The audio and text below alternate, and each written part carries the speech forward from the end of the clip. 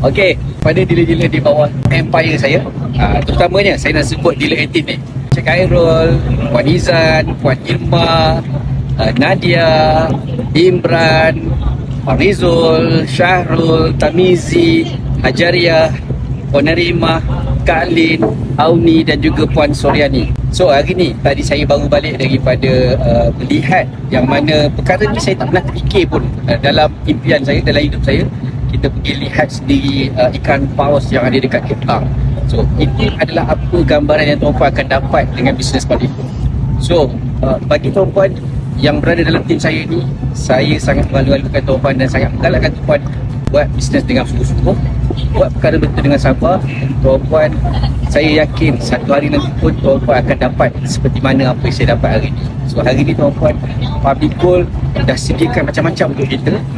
Tuan-puan sendiri pun dah tahu dah tengok dah apa yang saya tunjukkan di media sosial dan kongsikan dengan tuan-puan. So saya nak tuan-puan sama-sama dengan saya satu hari nanti, kita sama-sama pergi trip Pavicul Putrajaya sepenuhnya tanpa perlu kita keluarkan duit.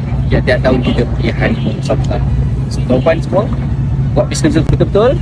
Saya nak tuan-puan sukses bersama dengan Pavicul, bersama dengan bawah empire saya, bersama dengan 5G dan juga bersama dengan mentor kita Puan Muhammad Zulkifli Syarif. Jom kita saksikan.